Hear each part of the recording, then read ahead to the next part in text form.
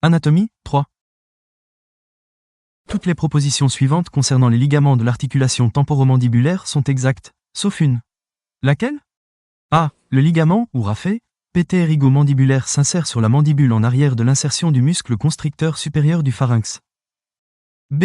L'insertion du muscle ptérygoïdien latéral circonscrit en avant l'insertion mandibulaire du ligament stylo-mandibulaire. C. Le ligament SPHE accent aigu no-mandibulaire s'insère sur la mandibule à proximité du foramen mandibulaire. D. Le ligament intrinsèque latéral étendu du tubercule zygomatique antérieur au col de la mandibule.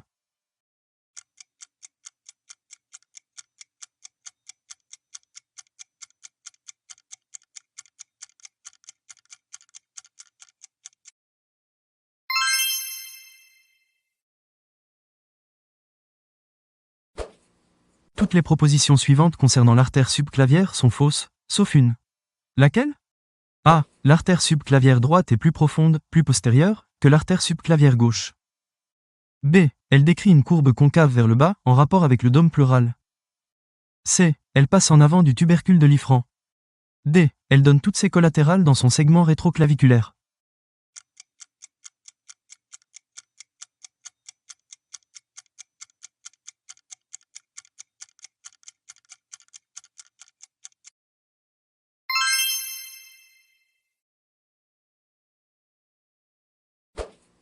Toutes les propositions suivantes concernant l'artère thoracique interne, ou mammaire interne, sont exactes, sauf une. Laquelle? A. L'artère thoracique interne naît de l'artère subclavière en regard du tronc thyro-bicervico-scapulaire. B. Elle naît dans la concavité du segment suprascapulaire l'artère subclavière. C. Elle court ensuite en avant des cartilages costaux. D. Elle longe le bord supérieur du sternum.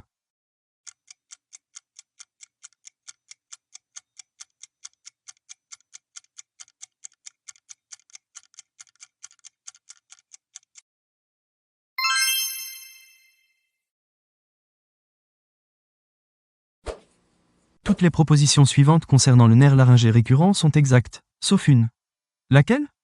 A. Le nerf laryngé récurrent droit naît sous l'artère subclavière droite.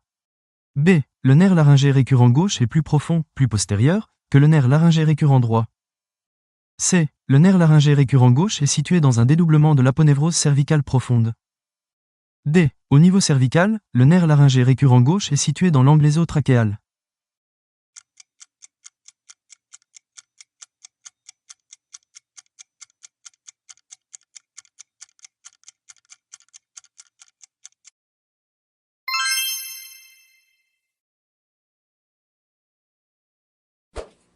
Toutes les propositions suivantes concernant les muscles du bouquet stylien, de Rioland, sont exactes, sauf une.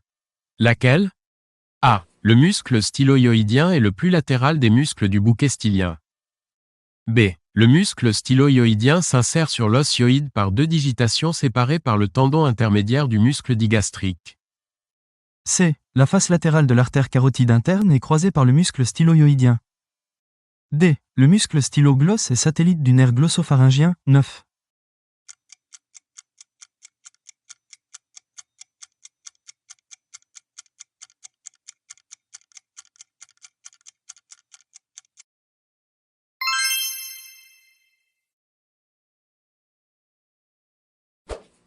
Toutes les propositions suivantes concernant le muscle droit antérieur, ou grand droit, de l'abdomen sont exactes, sauf une. Laquelle? A. Le muscle droit antérieur s'insère sur la face antérieure des 5e, 6e et 7e cartilages costaux. B. Ses insertions supéromédiales remontent plus haut que ses insertions supérolatérales. C. C'est un muscle polygastrique. D. Son tendon distal s'insère sur la face antéro-supérieure de la symphyse pubienne.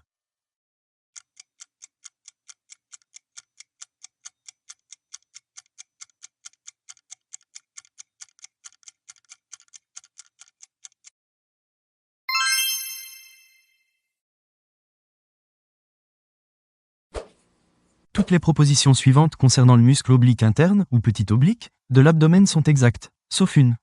Laquelle? A. Le muscle oblique interne s'insère sur le rebord inférieur du grille costal. B. Il s'insère également sur les 3/4 antérieurs du sommet de la crête iliaque. C. Il s'insère également sur le tiers latéral de l'arcade crurale, ou ligament inguinal. D. il forme le tendon conjoint avec le muscle oblique externe.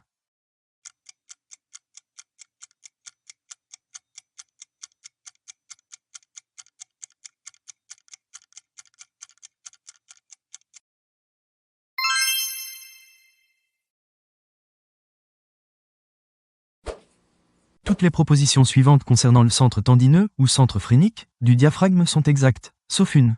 Laquelle? A. Le cœur repose sur la foliole antérieure. B. Il mesure environ 3 à 4 mm d'épaisseur. C. Il se projette en regard de la 9e vertèbre thoracique. D. La bandelette semi-circulaire supérieure ou oblique unit la foliole antérieure à la foliole gauche.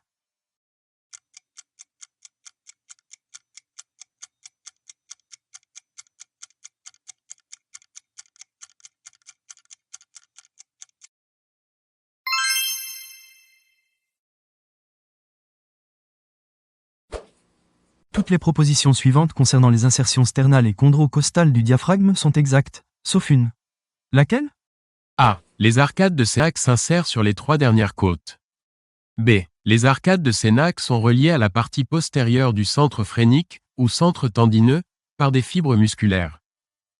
C. Les insertions costales du diaphragme sont en rapport avec les insertions costales du muscle oblique interne ou muscle petit oblique. D. Le diaphragme s'insère sur la 9e côte et le 9e cartilage costal.